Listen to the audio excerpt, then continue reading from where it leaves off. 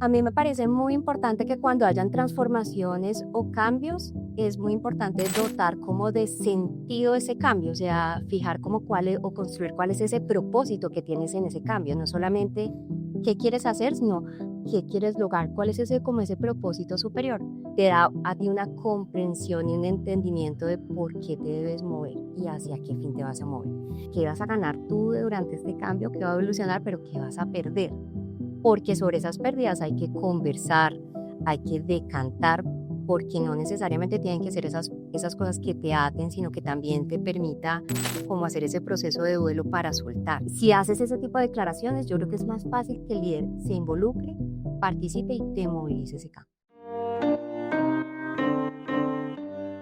En cada episodio de Navegantes descubrimos estrategias innovadoras para impulsar el talento y ayudar a las empresas a evolucionar en un entorno en constante cambio. Este es el podcast de Bitácora, el software de nómina que se anticipa a cambios legales y gestiona todas las novedades de tus empleados. Cierra la nómina fácilmente y sin ajustes contables. Nuestra misión es impulsar la transformación de Colombia desde los lugares de trabajo, creando un futuro más eficiente y humano, donde cada organización prospere sin complicaciones. Prepárate para navegar hacia nuevos horizontes. Comencemos este viaje juntos. Hola navegantes de Bitácora, bienvenidos a un nuevo episodio de nuestro podcast. Hoy hablaremos sobre el liderazgo adaptativo y gestión del cambio para la transformación y crecimiento empresarial. Exploraremos cómo fomentar la resiliencia y guiar equipos en tiempos de incertidumbre. Les traemos una de las voces líderes en estos temas, Yukari Sawaki, gerente de desarrollo humano y organizacional en Grupo Nutresa. Bienvenida Yukari, un gusto tenerte con nosotros. No, muchísimas gracias a ustedes por invitarme y por seguir haciendo este trabajo tan interesante que es difundir los mensajes de gestión humana y como de la importancia de nuestra labor y nuestro rol dentro de las organizaciones. Les cuento que Yukari Sawaki es psicóloga y coach ontológica con experiencia en la creación de culturas organizacionales humanas, conscientes y orientadas al aprendizaje continuo. Actualmente lidera el desarrollo humano y organizacional en Grupo Nutresa, todo un reto, donde se enfoca en impulsar líderes que inspiran a través de empatía y la escucha activa. Nutresa es una de las compañías más grandes de alimentos en América Latina, con presencia en 17 países y marcas emblemáticas como Zenú, Doria y Cream Helado. Además, ha sido reconocida durante 14 años consecutivos como una de las empresas más sostenibles del mundo. Tu enfoque ha sido siempre el de generar un cambio positivo y humano en las organizaciones. ¿Cuál fue ese primer trabajo que tuviste? ¿Y cuál fue lo que te motivó inicialmente? ¿Y cómo pues ha evolucionado esa visión durante este tiempo que ha pasado? Bueno, yo te cuento que creo que nada pasa por casualidad en la vida, pero yo inicio y mi primer empleo es en la música. Yo creía que mi camino real era ser una pop star. Siempre me ha gustado cantar y mi instrumento ha sido la voz. Entonces, en algún momento construimos con unas compañeras un grupo musical, buscamos una manejadora en ese momento y comenzamos no sé, a componer canciones, melodías y a salir a escenarios para como experimentar cómo era ese mundo. Nos comenzamos a entrenar la voz, técnica vocal, en temas de danza para mirar a ver si ese proyecto podía culminar. Sin embargo, pues nos pareció un poco complejo el entorno para prosperar en todo esto que era la música, no conocíamos muy bien. Sin embargo, pues hay muchos aprendizajes y me parece bonito recordar que esos fueron mis inicios y también mis sueños de joven, muy finalizando mi carrera profesional, donde también llegó un cuestionamiento grandísimo de verdad voy a ser psicóloga, yo lo que quiero ser es cantante.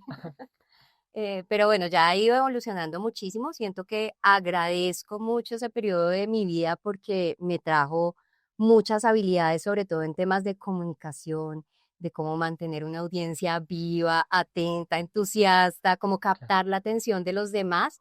Y también me dejó muchos aprendizajes porque es algo a lo que ya no me dedico como profesión, pero sí como hobby, y esas Ujú, cosas te quedan, y para mí los hobbies son una parte muy importante de mi vida. claro. Y ahora tu instrumento también sigue siendo tu voz, también tu oído, en cuestión de que pues, le das también la voz a los empleados, ¿no? Pues para generar nuevas culturas que se transformen y que se construyan entre sí, ¿no? También ligado a eso, como, ¿cuál crees que sea esa mentalidad que te ha ayudado como a escalar durante estos años para trabajar en una empresa como Nutresa? Yo creo que la mentalidad, mira desde lo que te contaba de la música, tal vez era un tema demasiado incierto para hace mucho tiempo atrás, no voy a mencionar Ujú. qué año, pero era un tema donde no teníamos el conocimiento, no teníamos la experiencia, pero sí teníamos como el entusiasmo, las ganas de explorar y curiosear qué era ese ambiente. O sea, yo creo que en este momento yo digo, tengo la fortuna de haber dicho eso, lo quise hacer, lo hice, tal vez no funcionó, me quedaron algunos aprendizajes que puedo capitalizar, no solamente para la música, sino para mi vida personal, para mi vida profesional.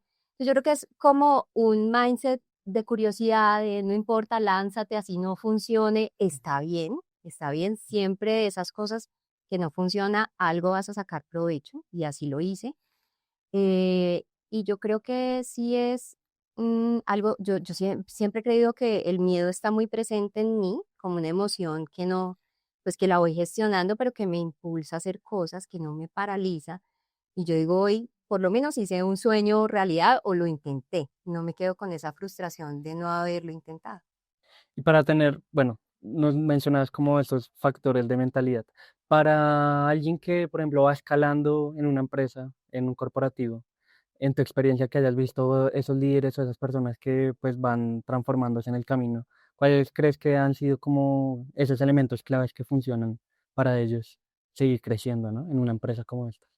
Mira que yo hablo mucho desde mi experiencia profesional porque no es necesariamente lo que le funciona a todos. Sin embargo, para mí algo que valoro mucho como de mi transición y lo que he visto también que funciona en algunas personas cercanas a mí es que hemos transitado, yo comencé, por ejemplo, como coordinadora de un centro de distribución en un NIT del Grupo Nutresa que se llamaba, que se llama Alimentos Cárnicos. Ujú, Entonces, es estar más en contacto con lo operativo, o sea, cómo crecer entendiendo mucho la base, como el principio de toda la operación. ujú, Y desde allí me ha servido mucho moverme, o sea, no quedarme estática en un solo cargo. Entonces, pasé de estar atendiendo la logística de distribución a la logística de abastecimiento, a planeación, pasé por áreas especialistas, por áreas generalistas, atendiendo a los comerciales, atendiendo a la cadena de suministro.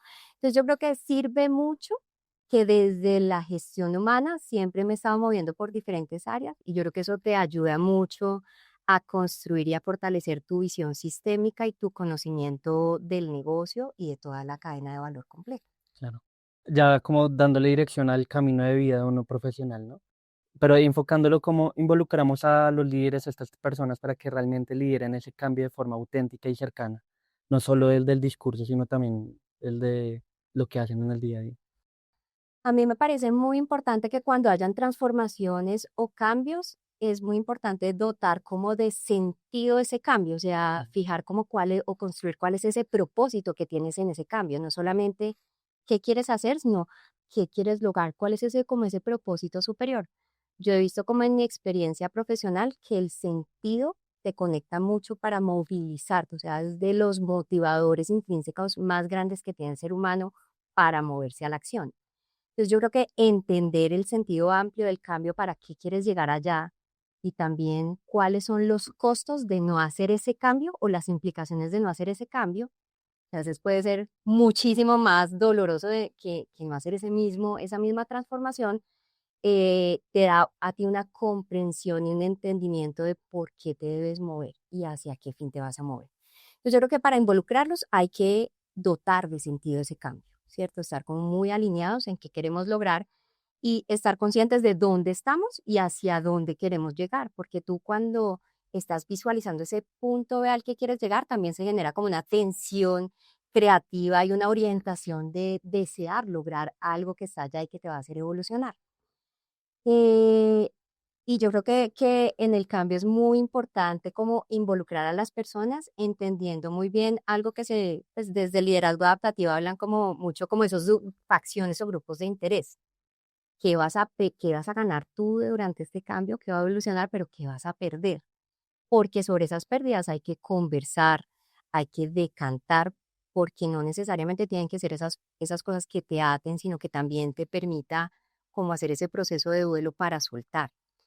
Entonces yo te digo que participen, que entiendan el cambio y yo creo que a veces para que ya lo lideren de una forma auténtica, sí es importante contarles no solamente de qué se trata el cambio, sino también que construyamos un rol. ¿Cuál es mi rol acá y cómo puedo yo ayudar a movilizar a la organización hacia donde queremos ir? Porque muchas veces, como el cambio es tan desconocido, ese punto es tan desconocido, a veces no saben cuáles son esos primeros pasos o qué va a suceder en los primeros estadios.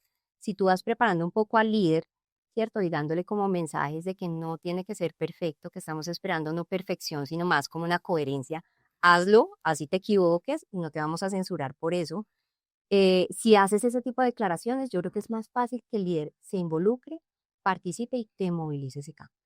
Me gusta mucho el tema de, bueno, sentido para cambiar, el sentido del cambio. Y también la parte de liderazgo auténtico, que también es algo que ya no es como yo me copio del liderazgo que tuvo mi jefe, que lo admiré mucho y fue un buen jefe, y me copio de su liderazgo, sino yo no puedo usar ese liderazgo de esa otra persona que, a pesar de que me guste y eso, no soy yo. Tengo que buscar mi propio tipo de liderazgo auténtico para poder hacer este tipo de trabajo, ¿no? En medio de tanta transformación, la cultura pues se vuelve aún más importante, ¿no? ¿Cómo lograr que el aprendizaje continuo se integre naturalmente en la cultura organizacional sin que se sienta como una carga para los empleados?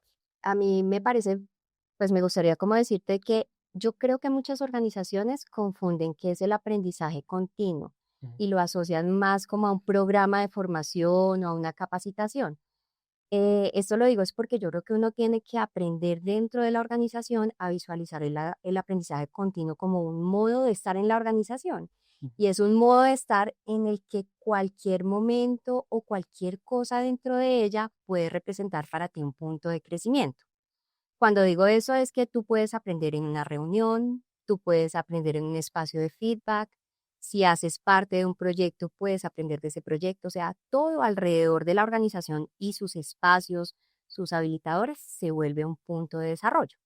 Cuando tú ya dejas de ver que es un momento, sino que es una capacidad y un proceso, ya comienzas a ver que las culturas comienzan a aprender. Entonces, una cultura que aprende no es porque yo te mando a ti a una formación o te digo que aprendas, sino es una cultura donde de verdad y genuinamente se permite pensar, sentir, equivocarse, contradecir al líder, donde hay ese permiso explícito y tácito. Y a veces puede decir, pues, obvio, sí, pero yo, digamos que en la experiencia visualizo muchas organizaciones donde todavía nos cuesta mucho llevarle la contraria al líder o cuestionar los supuestos. Entonces, si tú generas esa confianza en los equipos de trabajo de decir lo que tengan que decir, Ujú. yo creo que ahí todo se va dando de manera natural. El líder tiene un rol sí muy importante y entreguémosle ese rol al líder. Tú tienes ese rol de desarrollarte a ti mismo, pero también desarrollar a tu equipo de trabajo todo el tiempo. Ese líder que está enseñando, que está guiando, que está mentoreando, que está mostrando posibilidades, pero que también se deja permear, Ujú. que también aprende de los otros. Y ya yo creo que se sostiene una cultura de aprendizaje cuando tú también instauras algunas prácticas que van ayudando a eso, ¿cierto? Entonces, eh, que los espacios de feedback sean constantes, que puedas proponer sesiones de ideación, que hayan hackatones, que hayan como escenarios donde se permita que se aprenda todo el tiempo. Y hay algo que a mí me parece como importante dentro de algunas organizaciones, sobre todo aquellas que somos como más tradicionales, y es balancear muy bien la mentalidad del experto con la mentalidad del aprendiz. Ujú. ¿Por qué? Yo no quiero satanizar a los expertos porque los expertos tienen un conocimiento técnico que las organizaciones necesitan, es como su know-how. Ujú. Pero también esos expertos también deben estar abiertos para que cualquier otra persona, así no tenga experiencia, pueda cuestionar sus, sus premisas, su mindset. Claro. Y yo te digo, de acá creo que de quienes más he aprendido son de esos practicantes que no tienen experiencia, de los aprendices del SENA que vienen como desprevenidos a hacer una pregunta, a decir, ¿por qué ustedes no hacen esto? Y uno nunca se lo había preguntado. Entonces, yo creo que ahí son los puntos donde uno tiene que identificar dónde puede aprender y estar abierto y despojarse del ego de experto Ujú. para poder estar dispuesto a aprender todo el tiempo. Sí. Hay un elemento que me parece asombroso para las empresas que lo han aprendido a tener y es el de seguridad psicológica en una empresa, ¿no? Sí, Me gusta mucho porque es lo que permite que realmente el talento crezca y que se cuestione a sí mismo, ¿no? Que el jefe sea también capaz de tener ese, o el líder tenga esa capacidad de escuchar y de dejar que la gente pues diga lo que claro. siente, lo que se podría hacer diferente, ¿no? Y hacer también del lado de uno, hacer las preguntas correctas, inclusive para el mismo líder, ¿no? Como para que sea una construcción no solamente como tan vertical, sino que realmente haya como estos tipos de elementos horizontales que ayuden a construir en equipo, ¿no? Y a mí, de lo que tú estás mencionando, me parece importante, es como eso que hablas de seguridad psicológica, ahorita se habla mucho que es un concepto de Amy Edmondson en su libro de Organizaciones sin Miedo, que de hecho, no sé si lo han escuchado del proyecto Aristóteles, que fue Google, o sea, haciendo de verdad uso de su capacidad de analítica, de que la seguridad psicológica, o sea, esos ambientes de confianza están estrechamente relacionados con los equipos de alto desempeño. Eso es lo que diferencia a un equipo de alto desempeño. Entonces, Claro, uno dice, tiene todo el sentido que lo sigamos hablando, que lo sigamos promoviendo dentro de las organizaciones. totalmente. Ya pues hablando de cultura, muchas organizaciones quieren ser más humanas, pero también sostenibles. ¿Qué prácticas concretas nos acercan a construir esas culturas más conscientes y resilientes? Yo creo que las organizaciones pueden evolucionar sus paradigmas, pues que somos organización, pero también las movemos los seres humanos. Ujú, Las organizaciones evolucionan en la medida que el nivel de conciencia de sus líderes evoluciona. ujú, ¿Sí? Entonces, si tú quieres transformar, el primero que tiene que transformarse es uno mismo como líder y también preparar a los líderes para que eleven sus niveles de conciencia. ujú. Yo creo que eso es lo que va permitiendo y si tú vas preparando a los líderes para eso, eso te va a permitir transitar muchísimo más fácil los cambios, entenderlos. Em, ¿Por qué? Porque en las organizaciones yo veo mucho que se dedica mucho esfuerzo y mucha energía y muchos recursos a lo que en liderazgo adaptativo llamamos los desafíos técnicos, Ujú. ¿cierto? Por ejemplo, si se va a incorporar una nueva tecnología, entonces, ¿qué tecnología? ¿Cómo vamos a parametrizar la configuración de los equipos? Pero yo creo que realmente donde he encontrado yo la mayor complejidad y el mayor desafío es en los adaptativos, que tiene que ver con los temas psicológicos, emocionales y culturales. Esos son los que más traba ponen a las organizaciones, no necesariamente los técnicos. Entonces yo creo que ese nivel de conciencia cuando tú vas viendo que no es solamente lo organizacional, sino también lo humano y que toca ir entrelazando esas estrategias, es lo que te va haciendo que todas tus tácticas sean muchísima más abarcadoras, más completas y vayan moviendo las diferentes variables como sin dejar una atrás. Porque también veo muchas organizaciones que se dedican a hacer transformaciones desde lo técnico y se generan como unos impactos muy negativos de cara a la gente que trascienden pues a su salud mental, a su salud física, a sus familias y pues si se puede mitigar este tipo de impactos negativos, ¿por qué no hacerlo? Claro. Hay impactos negativos, pues es un momento también en estos cambios y transformaciones culturales, también hay como mucha tensión, ¿no?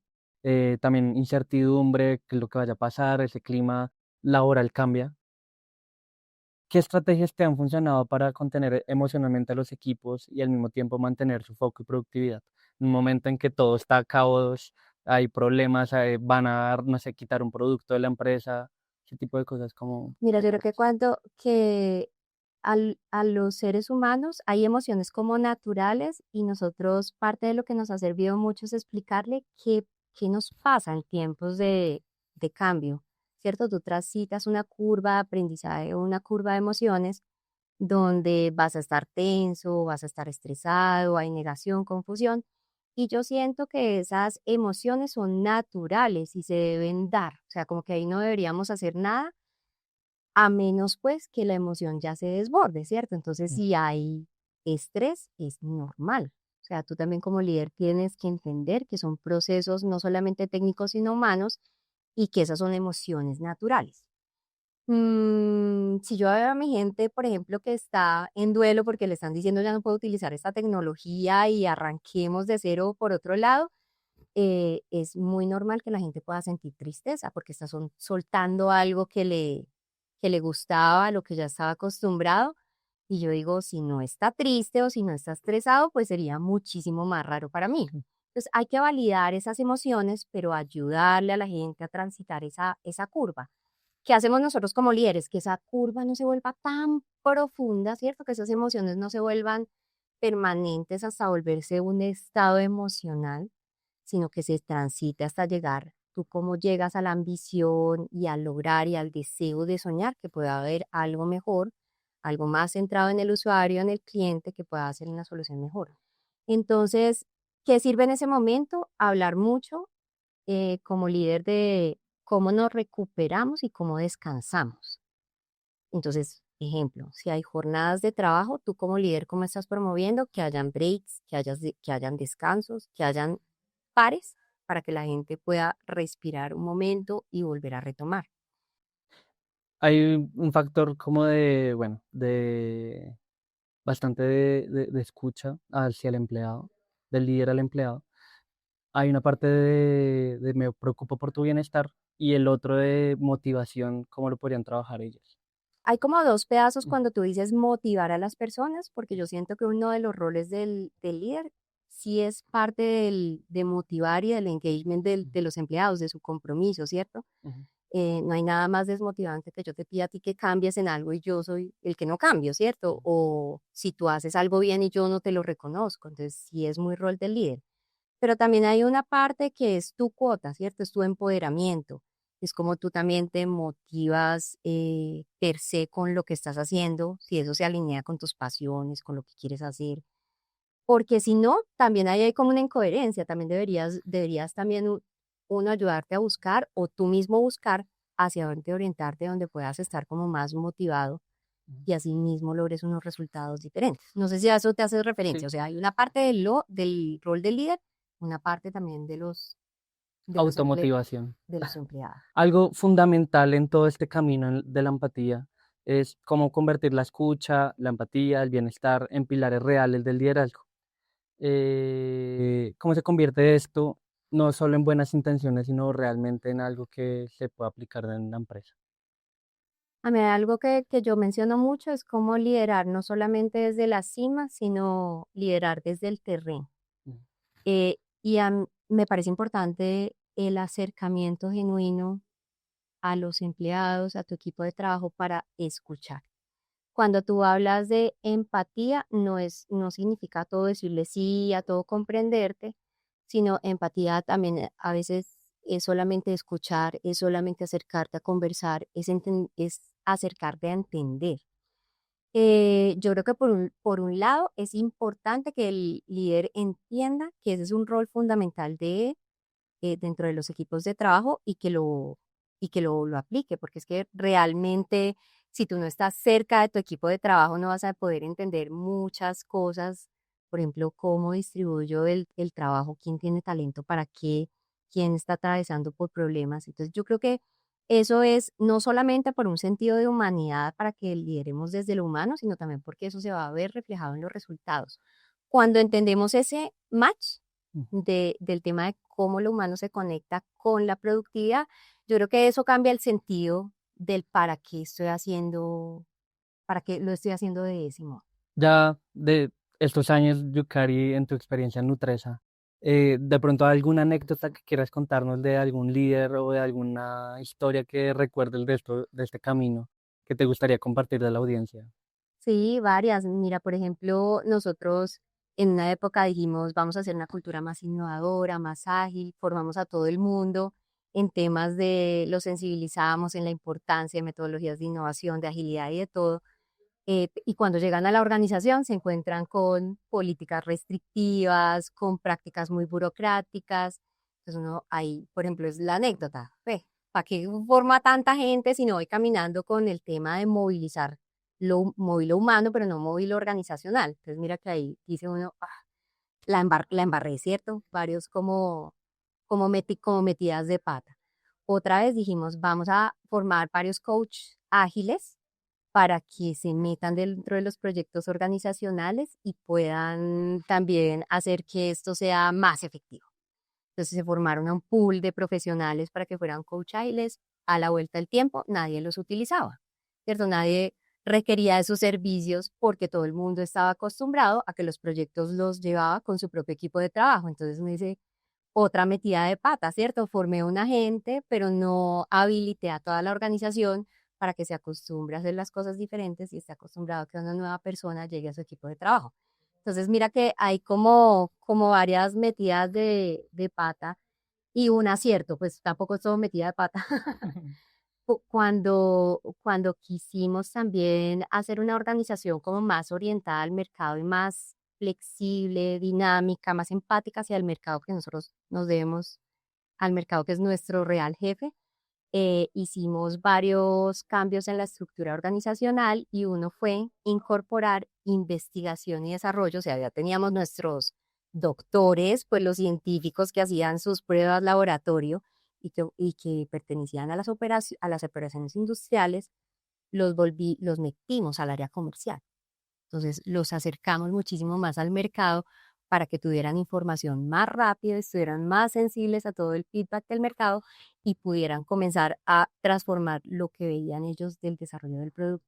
Entonces, eso también Claro. son como temas que uno va moviendo, no solamente de procesos, de formación, de estructura, que van dando o resultados o no van dando resultados. Ahí lo más importante, yo creo que de las anécdotas es permitirse experimentar o fallar y unas veces aceptar e ir aprendiendo de todo lo que pasa. Me gusta mucho porque también se ve como en gestión del talento humano, como también hay una parte de laboratorio de experimentación. Es súper importante, no solamente para todos los equipos, sino pues principalmente porque también son habilitadores de oportunidades, ¿no? Como el que mencionabas ahorita.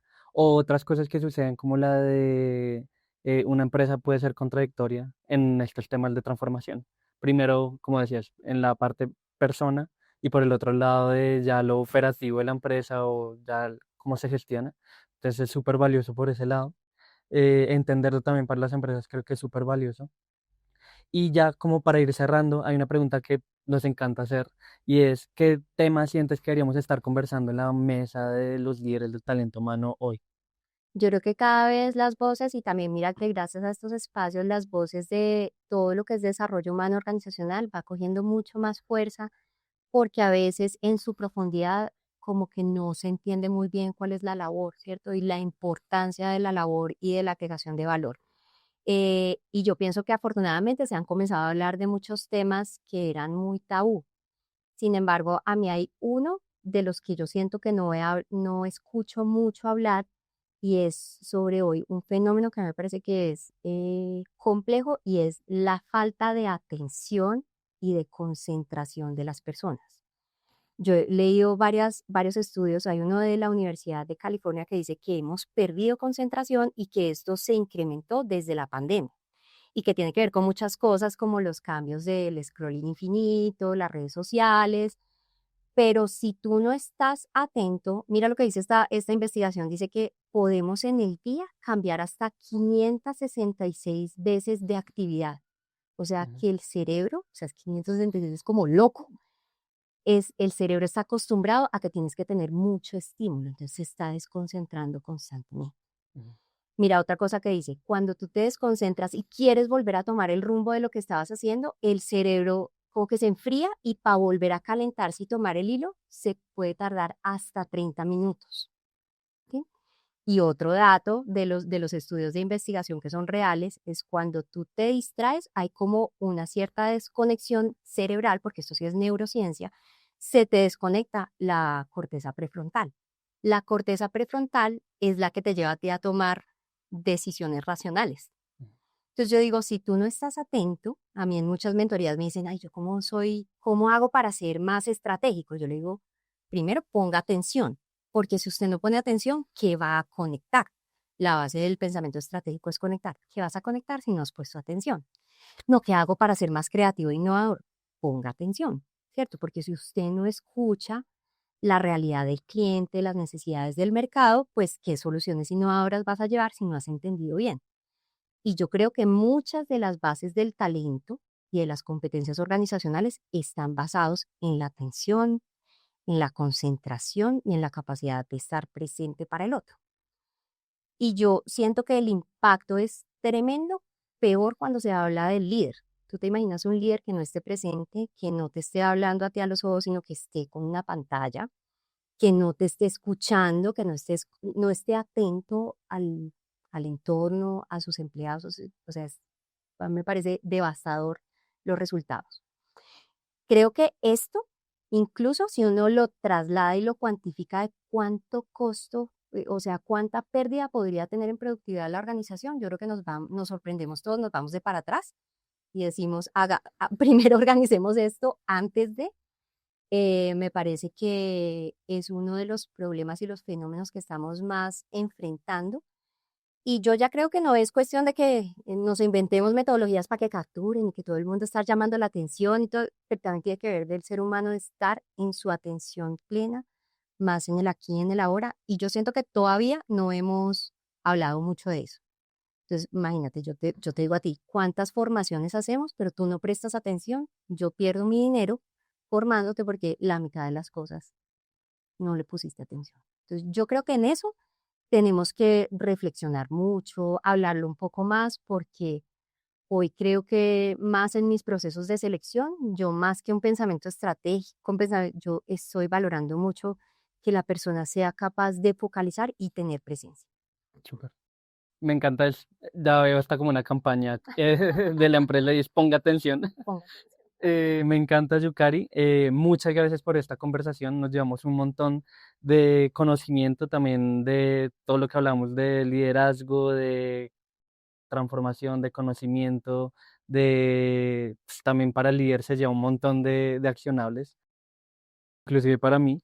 Y pues gracias por inspirar a otros líderes del talento humano y también a tejer este conocimiento de qué es lo que estamos haciendo en las empresas, ¿no? Cómo podemos tomar nuevas iniciativas para, por ejemplo, en este caso de productividad, de hacer más empáticos, pero también más productivos, ¿no? Eso sería todo. Un verdadero placer tenerte, así que Muchas gracias a ustedes. Y pues yo espero que estos mensajes por lo menos lleven a la gente a reflexionar, pero lo más importante es que no se quede en teoría, que algo de esto por lo menos la gente se motive a tomar acción, porque si hay solamente reflexión y no hay acción, no sucede el aprendizaje. reflexión y acción. Muchas gracias, Yukari. A nuestros oyentes, muchas gracias por acompañarnos en este episodio. Recuerden seguirnos y calificar nuestro programa en Spotify, en YouTube, y también recuerden que va a salir un nuevo episodio todos los martes con un líder de talento humano que nos va a enseñar un montón de cosas. Hola, mi nombre es Yukari Sawaki. Actualmente soy gerente de desarrollo humano y organizacional del negocio cárnico de Grupo Nutres. Los invito a escuchar Navegantes, un podcast de Bitácora. Si te gustó este episodio, recuerda seguirnos para no perderte ningún contenido. Visita nuestra página web en bitácora.co para conocer más sobre cómo podemos ayudarte a optimizar la gestión de tu nómina y agenda tu demo gratis de 15 días. Empieza a transformar tu empresa hoy mismo. Te esperamos.